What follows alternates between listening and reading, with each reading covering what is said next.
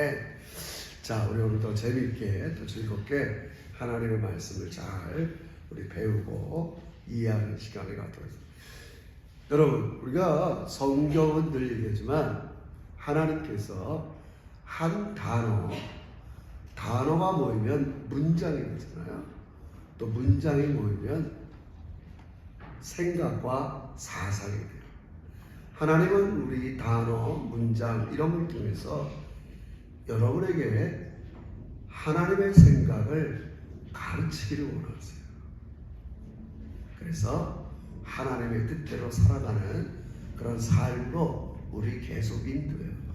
근데 좀 안타까운 것은 성경에 쓰는 용어가 오늘 우리의 용어와는 생소하기 때문에 우리 그것을 좀 이해하고 설명하는 게 좀 많이 필요해서 짧은 설교 시간에 다 감당하기가 좀 어렵습니다. 또 설교는 주로 메시지를 중심으로 할 수밖에 없는데 적어도 우리가 계속적으로 2, 3년간 여러분 잘 생각해 보세요. 우리는 평생 교회 그러면 하나님이 부르셨어요. 하나님을 몰랐던 우리를 불러서 교회로 부르셨어요. 우리 이렇게 주일날 예배를 드리라고 합니다. 그거 너무 중요해요. 하나님은 높임을 받기를 원하세요. 하나님이 온 땅에 로드, 주가 되시는 걸 인정하기 원하세요. 당신이 이 세상을 다 만드시고 우리로 하여금 자유롭고 행복하게 살게 만드셨어요. 단 한 가지, 내가 너희의 주다. 내가 만드는 것을 인정하고 살아가라는 거예요. 이렇게 우리가 이런 인생을 살아가는 동안 계속 우리는 교회를 이렇게만 이해했는데 이 성경의 두 군데에서 야고보나 베드로전서에서는 교회를 흩어진 교회라 이렇게 불러요. 우리 이렇게 자꾸 모이는 교회에 힘써서 이거 중요해요. 모여서 예배하고 왜 그래요?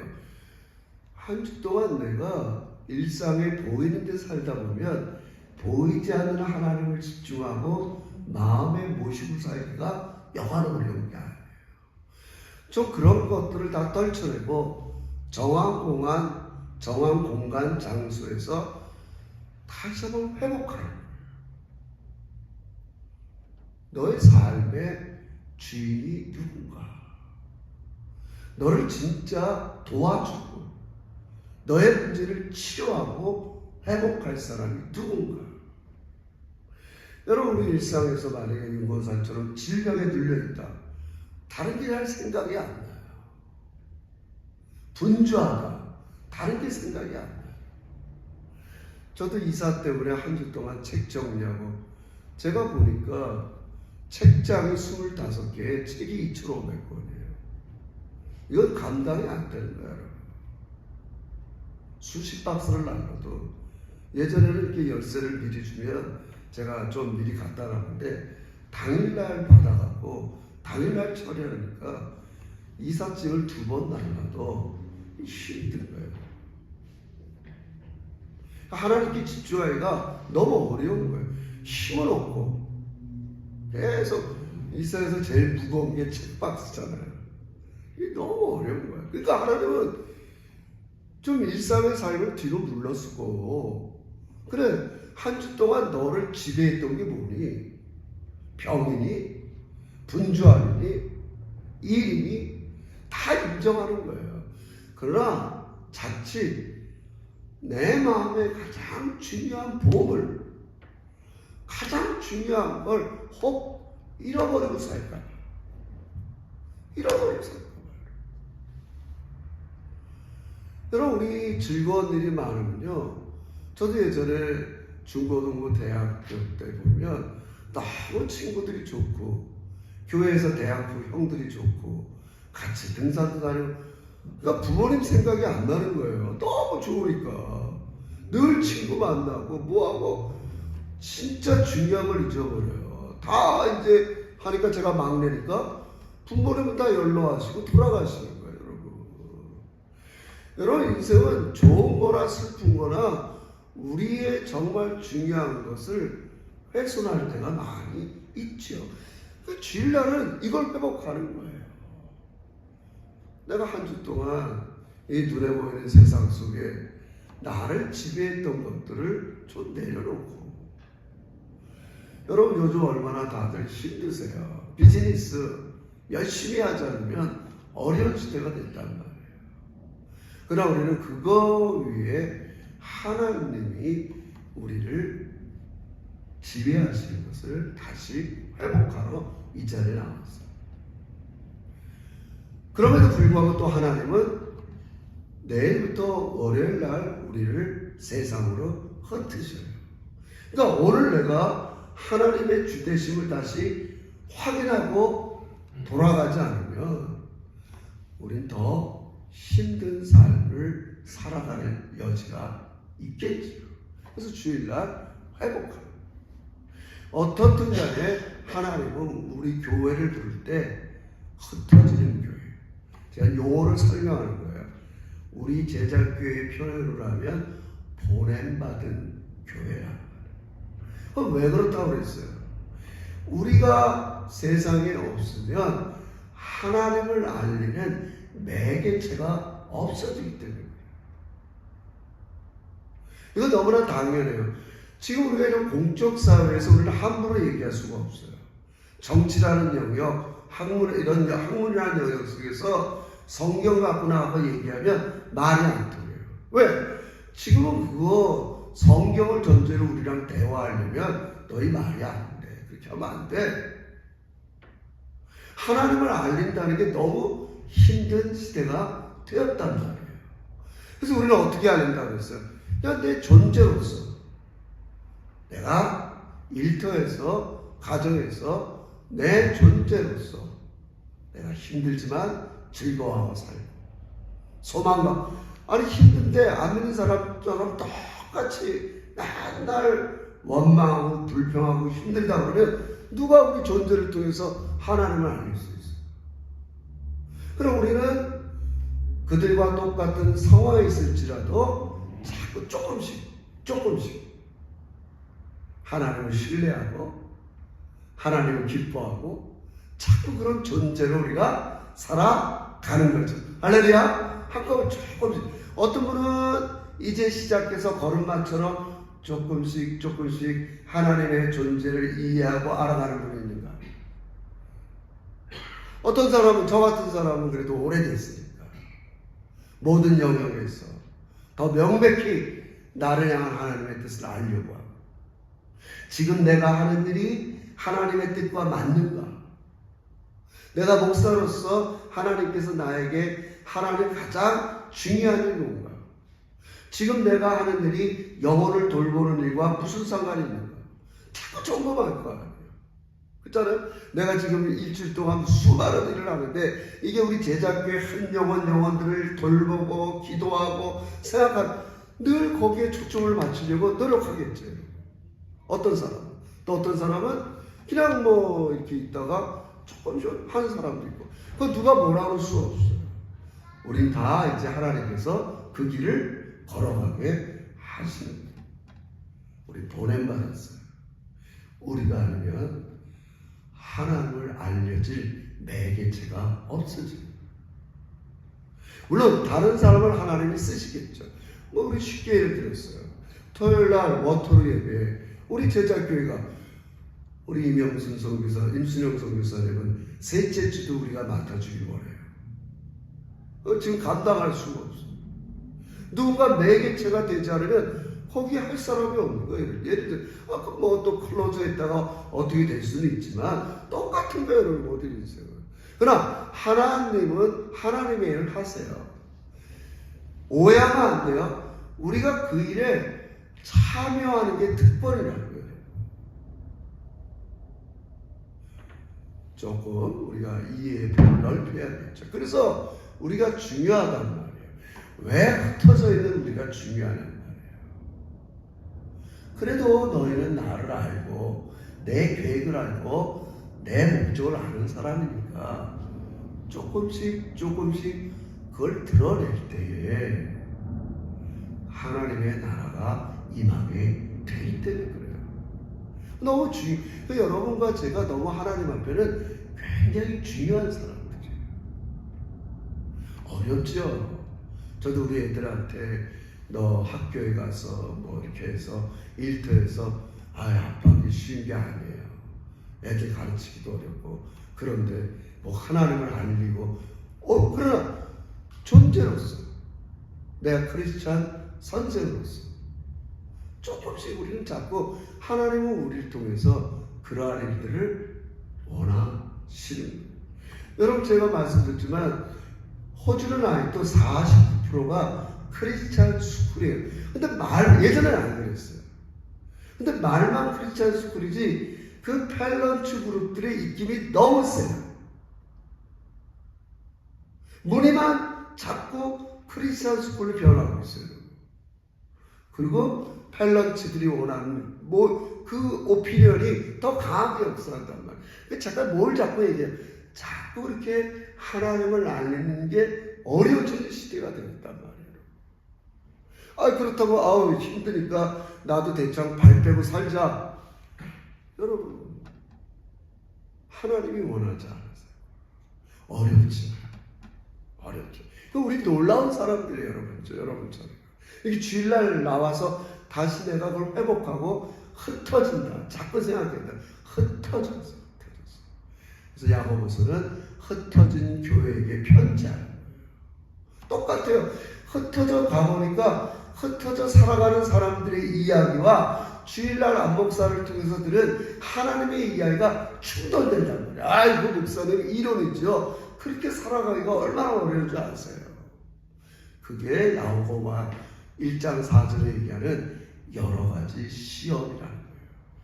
그래서 야고보서는 첫 번째로 여러 가지 시험을 당하거든 기쁘게 여기라는 거예요. 놀랍죠? 왜 그런 줄 아세요? 내가 스스로 번역인해서 이제 예수를 받아들여서 스스로 이렇게 잘 성장해 나가면 좋은데, 제가 피터팬 증후군 얘기했죠. 딱 거기서 성장 안 하고 멈추면 하나님은 여러 가지 시험을 통해서 믿음의 시련을 줘요. 나는 이렇게 해서 예수를 믿었는데 이렇게 믿으면 잘 될 줄 알았는데 믿음의 시련이 오네. 건강에 문제가 생기고 물질에 문제가 생기고 관계에 문제가 생기고 시련이 와요. 시련을 통해서 하나님의 뜻을 알게 합니다. 너무 원하는 사실이에요. 지금 그 얘기하는 거예요. 너희가 여러 가지 시험을 당하거든 오히려 기쁘게 여기라. 왜? 그게 다 너희를 하나님이 온전한 사람으로 만들어가. 아니 내가 스스로 온전한 사람이 되려고 최선을 다하면 좋아하는데 이걸 자꾸 멈추니까 너무 힘들어. 세상에 나가서 하나님 뜻대로 사는 게 너무 힘들어. 이걸 자꾸 멈춰버리면 하나님은 여러 가지 시험을 통해서 그 일을 하고 있어요. 여러분 잘 들으세요. 요거가 그거예요. 하나님의 객관적인 구원은 성취됐어요. 자, 예수 그리스도를 통해서 여러분이 예수를 믿으면 여러분을 하나님의 자녀가 됐어요. 근데 문제는 내 쪽에서 주관적인 구원을 하나님은 마법이 원하는 거예요. 하나님 쪽에서는 너 예수 믿었니? 그래. 넌 더 이상 죄인이 아니야. 의인이야. 우리 그 의롭다함을 나도 다 수업 배웠어요. 로마서, 갈라디아서. 그런데 예수 그리스도를 믿은 즉 너희는 이제 죄인이 아니라 의인이야. 하나님 쪽에서는 객관적으로 다 이루셨어요. 근데 하나님은 내 쪽에서 주관적으로 그것을 이루기를 원하시는 거예요. 이걸 하나님 다 하셨다며 다 그러니까 난 가만히 있게. 제가 얘기했죠. 하나님은 절대 우리를 로봇으로 만들지 않았어요. 자유를 주신다. 우리 갈라디아서 자유를 주셨어요. 주일날 알지만 교회 나와서 예배할 수도 있고 예배 안 할 수도 있어요. 자유를 줬어요. 근데 그 자유를 계속 하나님 뜻대로 원하는 대로 사용하지 않으면 하나님은 여러 가지 시험을 통해서 믿음의 시련을 줘요. 그건 누구도 빠져나갈 수 없어요. 저도 마찬가지죠. 제가 항상 내가 갖고 있는 자유를 가지고 하나님이 원하는 뜻만 선택하는 게 아니잖아요. 너 목사인데 그렇게 왜 그렇게밖에 선택을 못해? 그러면 계속 믿음의 시련을 줘요. 아유, 하나님, 제가 잘못했군요. 제가 좋아하는 찬송이 뭐라고 써요? 나의 품은 뜻 주의 뜻같이 되게 하여 주소서. 내가 매일 십자가 앞에 보세요. 여러분, 바울이 오직 의인은 믿음으로 말미암아 살리라 이 말을 잘 생각해 보세요. 그 말이 뭐냐? 나를 의롭게 한 게 뭐예요? 예수를 믿었기 때문에 그런 거예요. 그럼 그런 사람은 앞으로 어떻게 살았냐? 나를 의롭게 할 그분을 믿음으로만 계속 살아가라는 말이에요. 할렐루야. 근데 사람들은 그렇잖아요. 예수를 믿은 거는 따로, 살아가는 건 나 위주로 살아. 여러분, 그거를 하나님께서는 우리를 만들어 주관적인 구원을 이루어 가신다. 하나님께서는 그게 우리 1장 4절의 말씀, 3절의 말씀, 4절의 말씀. 이게 중요한 말이에요. 표현은 다르지만 똑같은 말씀이에요. 성경은 4절 한번 읽어봅시다. 4절 1장 4 시작. 인내를 온전히 이루라. 이는 너희로 온전하고 부비하여 조금도 부족함이 없게 하려 함이라. 그러니까 내 주관적인 입장에서 하나님은 내가 정말 부족함이 없게 됐네 이제. 이걸 원하는 거예요. 하나님 쪽에서는 이미 예수 믿으면 여러분 부족함이 없는 사람이 된 거예요. 할렐루야. 필칭이라고 믿으면 과거와 현재와 미래의 모든 죄가 다 도말하고 너희는 이제 더 이상 죄인이 아니야. 이건 객관적으로 이룬 거예요. 근데 하나님은 그거를 실제로 내 삶에서 이루시기를 원하는 거예요. 완전한 사람. 어렵죠. 어떻게 우리가 하나님을 닮아가는, 성경이 맨날 그러잖아요. 내가 완전하니 너희도 완전하라. 내가 거룩하니 너희도 거룩하라. 목사님, 이게 얼마나 어려운지 알아요. 말하는 게 거룩해야 되죠. 생각하는 게 거룩하죠. 우리 요새 에베소서 하잖아요. 무릇 입에 더러운 것은 하지도 말고 뭐 같은 음란한 것. 얼마나 그렇게 살아가는 게 어느 세상에 얼마나 어려운데요, 목사님. 어렵지만 하나님은 그런 목표, 주관적인 목표를 주셨어요. 너는 이제 그 길을 이제 조금씩 아장아장 걸음마처럼 시작하는 사람도 있을 것이고, 아까도 했던 저처럼 이제 더 하나님을 가까이 하며 모든 면에 하나님을 닮아가려고 힘쓰고 애쓰는 사람도 있을 것이고. 이게 하나님이 여러분과 저를 향한 목표란 말이에요. 그래서 여러 가지 시험을 당하거든 기쁘게 해요. 여러분, 누가 우리 인생에 그렇게 깊은 관심과 애정을 갖고 있겠어요? 그냥 내버려도 그렇게 살다가 그렇게 하더라고요. 여러분, 저도 목사지만 어떨 때 그런 마음이 생길 수 있잖아요. 그렇게 기도하고 간섭하고 돌보고 그러는데 그냥 아무 반응 없이 자기 하고 싶은 대로 하면 제 마음 한구석에 보고 그래 뭐 이렇게 알아서 하겠지 그렇게 근데 하나님은 여러분을 포기하지 않으세요. 여러분을 포기했으면 좋겠어요? 하나님, 좀 내 마음대로 살도록 내버려 주세요. 나에게 주신 자유를 가지고 내 뜻대로 좀 살아볼게요. 여러분, 이랬으면 좋겠어요? 마귀의 방해가 됩니다. 이를 갈면서 후회할 날이 옵니다. 저는 너무나도 많은 걸 봅니다. 제가 그렇죠. 제 어려서부터 신앙생활 같이 있던 사람들, 스승님들, 그분들의 말로를 다 봅니다. 그 결과를 봅니다.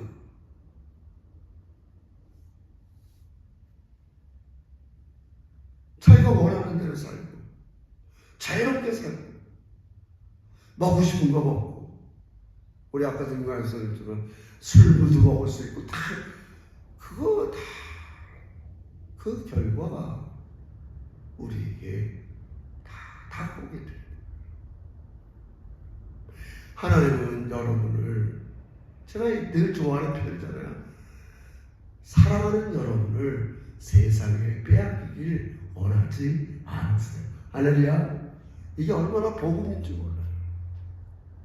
세상은 여러분을 빼앗아갖고 세상 사람처럼 만들려고.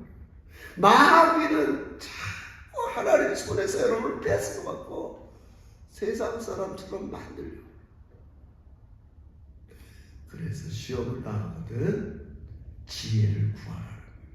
여기서 지혜는 쉽게 말하면 성령의 지혜예요. 더 쉬운 말로 하면 성령님을 구하라. 그럼 하나님은 네가 나를 닮아가기 때문에 하나님, 저 하나님과 함께 거룩하고 싶어요. 온전하게 주고 싶어요. 나의 품은 뜻이 하나님 뜻까지 되고 싶어요. 후히 주시고 부짓지 아니하신다. 그 말하는 거예요. 주세요. 주신다. 두 마음 품지 말라. 여러분, 다윗이 우리가 늘 아는 대로 하나님의 마음에 합한 자라는 소리를 들어요. 여러분 어떠세요? 여러분의 마음이 하나님의 마음과 같을까요?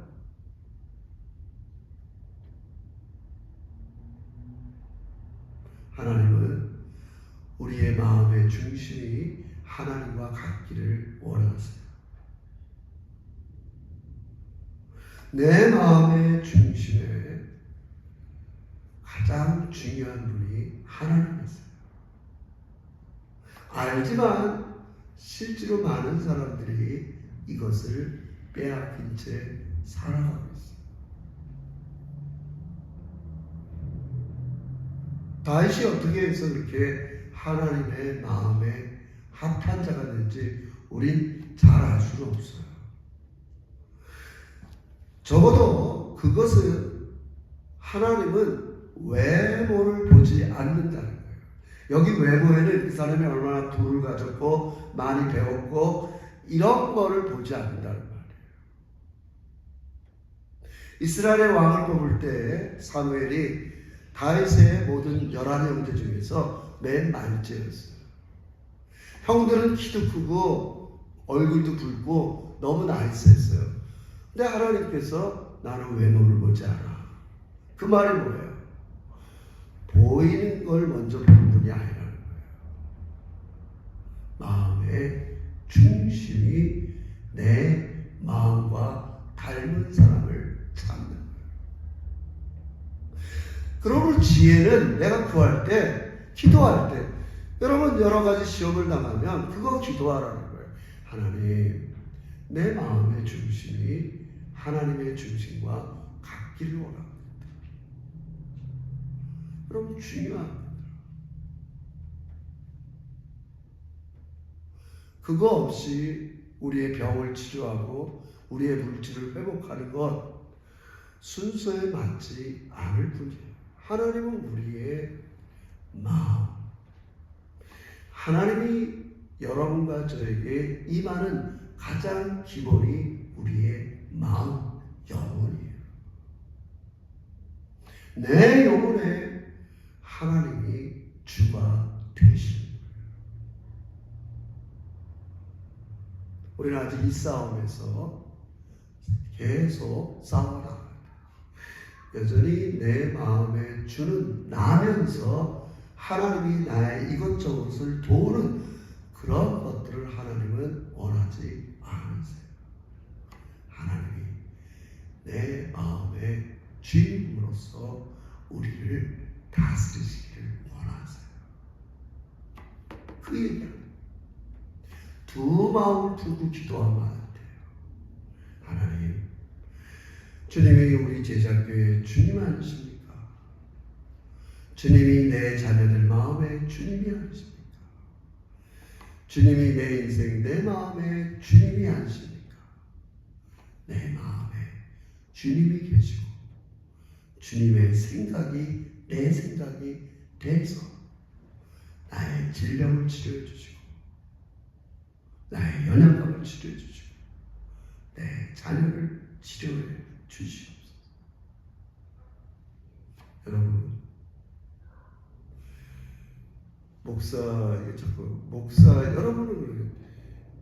여러분은 여러분을 어떻게 뭘로 평가하십니까?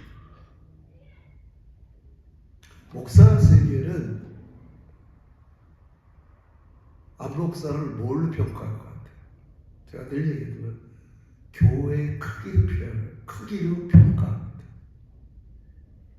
내가 기도를 많이 하고 사랑이 많고 설교하고 사람들은 그런 게 관심이 없어요. 교회에 몇 명 나오십니까? 목사를 그렇게 평가한다. 여러분은 뭘로 다른 사람들한테 평가를 받았어요? 제가 진심으로 여러분에게 얘기합니다. 그래서 목사가 제일 내려놓기 어려운 게 크기예요. 크기는.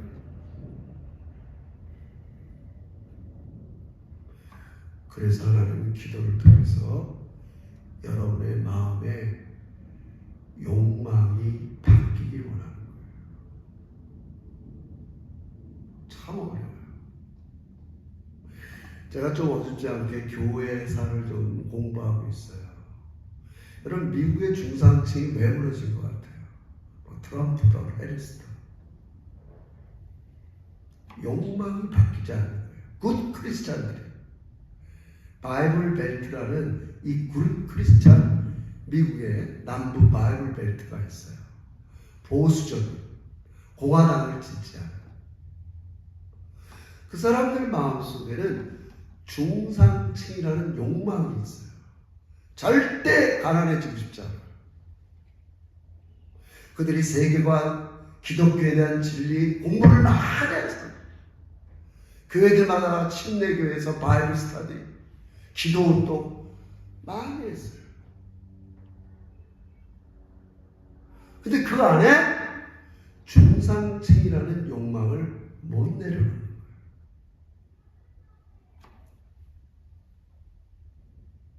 하나님은 잘 사는 거, 부자가 되는 걸 몰아놓지 않았어요. 단지 그것이 마음의 주가 돼서는 안 된다. 지금 그 얘기를 9절서부터 11절 하는 거예요. 부부에 대한 얘기를 하는 거예요. 예.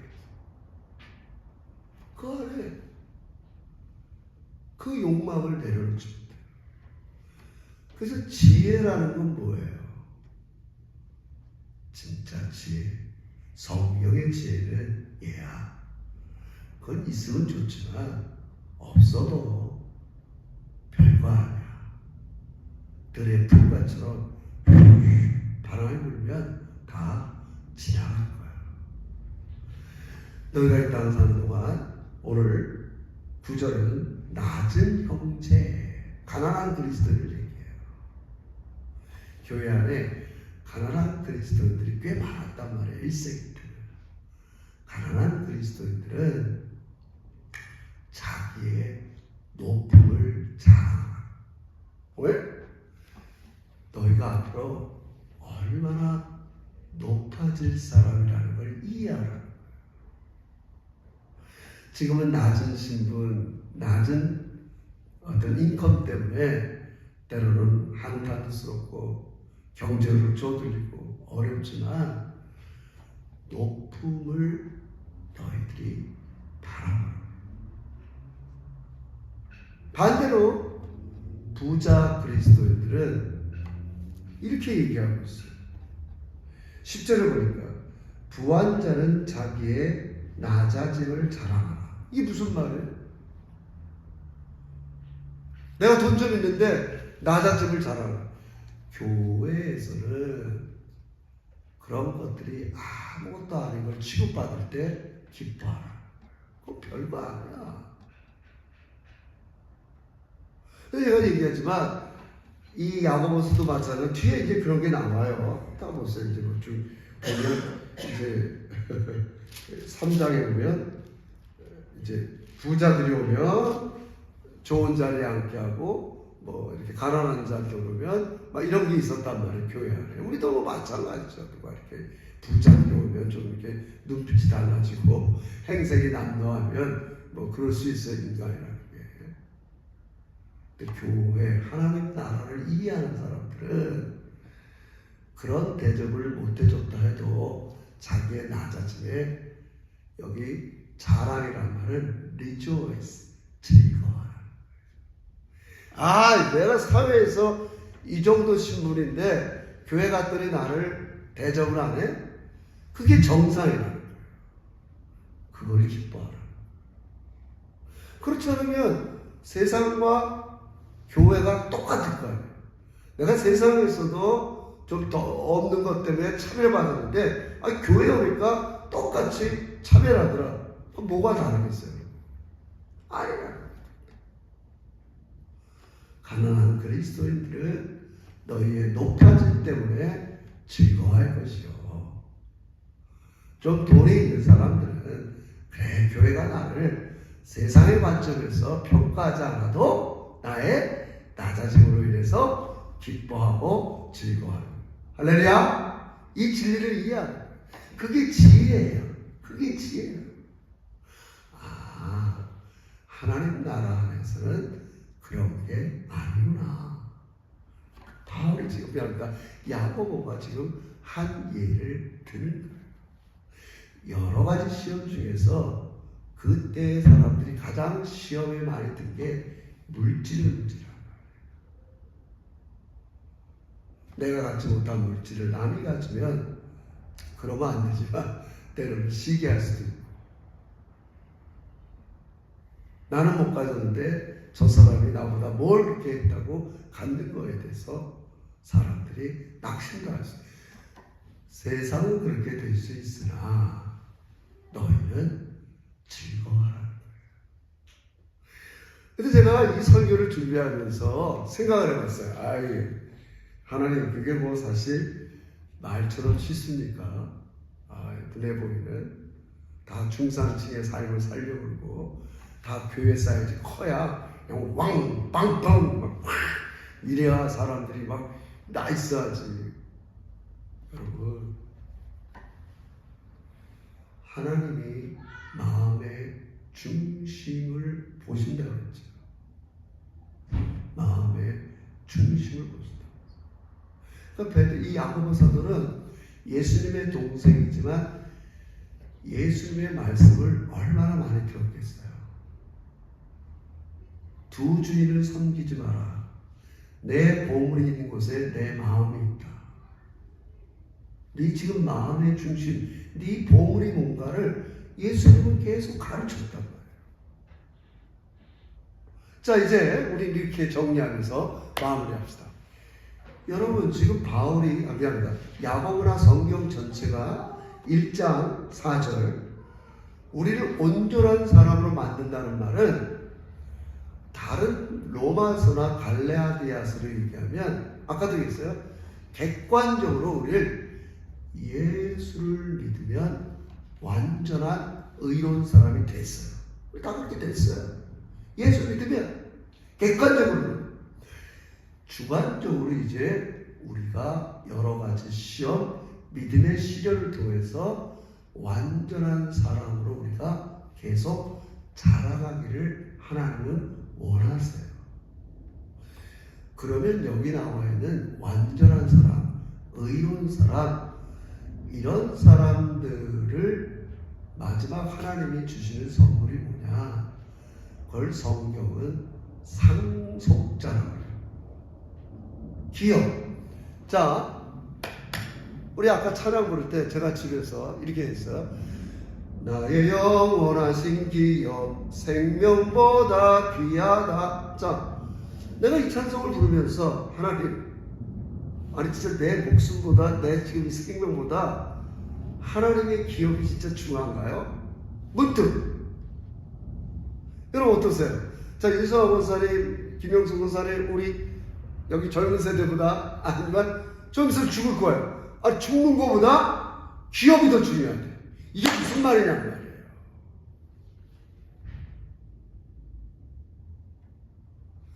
그거를 우리가 맛봐야 이길 수 있단 말이에요. 그게 뭐예요? 갈라디아서나 로마서나 그거를 상속이라고도 불러요. 그럼 일단 잘 보세요. 잘 이제 이게 마지막입니다. 하나님은 여러분을 상속자로 만들기 원하세요. 당신의 모든 걸 물려주고 싶다고요. 자, 물려주려면 첫 번째 단계가 뭐예요? 자녀가 돼야 돼요. 자녀가 아닌 사람들은 상속자가 안 돼요. 이해하겠어요? 그러니까 우리는 예수 믿고 어떻게 했어요? 하나님의 자녀가 되었단 말이에요. 성경을 하나님의 믿음으로 하나님의 아들이 되었으니, 당시 고대 사회는 상속을 아들만 받기 때문에 그렇게 표현한 거지, 아들, 딸 다 상관이 없는 거예요. 여러분 이해하시겠어요? 제가 말씀드렸어요. 우리 갈라디아에서 이렇게 얘기했단 말이에요. 계속 믿음으로 아브라함 자손이 되는 거야. 상속자가 된단 말이에요. 뭘 상속해요? 예수님과 함께 하나님 나라를 다스리고 누리는 상속자가 된단 말이에요, 여러분. 그게 내 생명보다 귀하단 말이에요. 내가 죽으면 그걸 상속받으러 가는 거야. 할렐루야. 그러니까 내가 뭐 몇 푼 재산이 있다는 둥, 뭐 여기서 무슨 뭐 지위가 있다는 둥, 이게 하나도 아까울 게 없어. 이 모든 것들은 풀의 꽃과처럼 시들 거야. 네가 죽으면 하나님 나라의 기업, 그걸 상속받아. 그러면 아니 목사님, 내가 그걸 상속받은 걸 어떻게 알아요? 성경에 나와 있지만 난 알 수가 없어요. 물론 그럴 수 있어요, 여러분. 그래서 하나님께서 우리에게 주시는 방법이 뭐냐? 이게 지혜예요. 성령을 보증을 주는 거예요. 여러분, 보증이라는 건 우리 승규나 준호 형제 좀 알 거예요. 어떤 오너가 자기의 집의 일을 맡겼을 때 토탈 이게 10,000불 든다. 그럼 보증금 그다음 요즘 어떤, 나는 일을 안 해봤어요 오늘. 그러면 보증 손수금으로 얼마를 준단 말이에요. 이해하시겠어요? 이 집 전체 페인트 칠하는데 10,000불 드는데 내가 손수금으로 1,000불 준다. 그거를 고대 사회에서는 그 용어를 띄어서 예수님은 보증, 누구를 통해서? 성령님을 여러분의 마음속에 주셨다. 그럼 이 성령님은 뭐 하세요? 자꾸 나를 주님을 닮아가고 싶은 마음을 주세요. 그러네. 저만 해도 그래요. 저 상당히 어렵거든요. 작은 숫자에서 설교하는 게 굉장히 어렵거든요. 지금은 그렇지 않아요. 한 영혼이 너무 중요해요. 매일 여러분의 마음, 여러분을 품고 기도하는 게 너무 기뻐요. 매일! 구체적으로. 제가 예전 같으면 추상적으로 기도했을 거예요. 무슨 구역. 지금은 한 사람의 이름을 불러가면서. 성령님께서 내 마음속에 중요한 것들을 하게 하시고, 그게 지혜예요. 아까도 얘기했죠. 성민아, 너 지금 하고 있는 일이 제자교회 영혼을 돌보는 일과 무슨 상관이 있니? 너 거기에 관심 가져야 돼. 성령께서 보증하는 거예요. 예수님 닮아가도록, 내 역할을 감당하도록 지혜의 영께서 역사하시는 거예요. 여러분이 그렇게 지혜의 영이 있을 때 내가 진짜 자녀들이 필요한 게 뭔가를 진짜 깨닫게 돼. 기도하게 돼. 중요합니다. 정말 중요해요.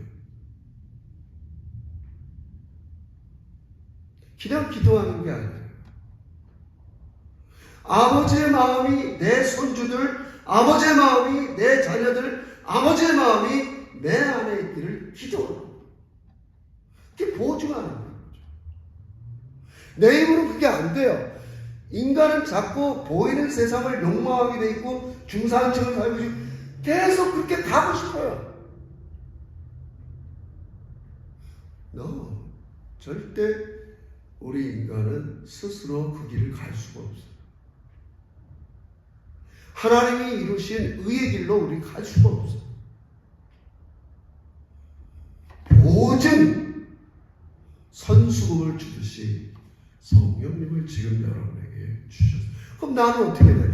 Everyday 성령님께 맡기시기를 주의 이름으로 축원합니다. 돌아오세요. 내가 맡기고 사는가?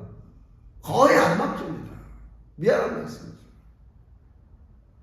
다 자기 생각, 자기 지혜, 다 대부분. 거기에서는 답이 나오지 않습니다. 성경은 우리에게 예를 들어서 얘기합니다. 너희의 높임이 뭐냐? 상속자예요. 기업을 주시는 거예요. 그것을 지금 성령님을 통해서 선취하는 거예요. 좀 용어가 어렵죠? 조금씩 경험하는 거예요. 진짜 성경에 있는 거는 말이야. 진짜 그 나라가 있으니까 내가 자꾸 열망하게 돼요. 바라보게 돼요. 여러분 이제 인생이 얼마나 남지 않으면 하나님의 설날이 자꾸 내 마음속에 그려져요. 예, 하나님 좀 죄송했죠. 제가 젊은 날에는 그래도 내 힘, 내 지혜, 내 배운 것 갖고 힘써봤는데 참 이게 별거 아니었군요. 하나님 성령께서 경험하게 하세요. 그걸 부르심의 소망이라는 거예요. 나의 리얼리티. 나는 지금 그림자만 보고 살았는데 진짜는 사실 보이지 않는 곳에 있어요. 가짜는 다 보이는 데 있어요. 성경이 그렇게 얘기하는 거예요. 눈에 보이는 건 일루션, 그림자고 눈에 보이지 않는 리얼리티, 새하늘과 새 땅이 곧 예수님이 재림때 우리에게 선물로 주시길. 그게 상속자. 그게 자기의 높음을 자랑하는 거예요. 눈에 보이는 게 좀 있다 없다. 이거 다 시작되기 없는 거다. 여행을 많이 갈 수도 있고 여행을 좀 못 갈 수도 있고 더 잘 먹을 수도 있고 더 못 먹을 수도 있고 이제 너희의 높아짐을 좀 기대하라. 마구마구 기대하라는 게 아니라 지금 여기서 성령님이 맛을 보게 해요. 맡겨드리니까 감사하다.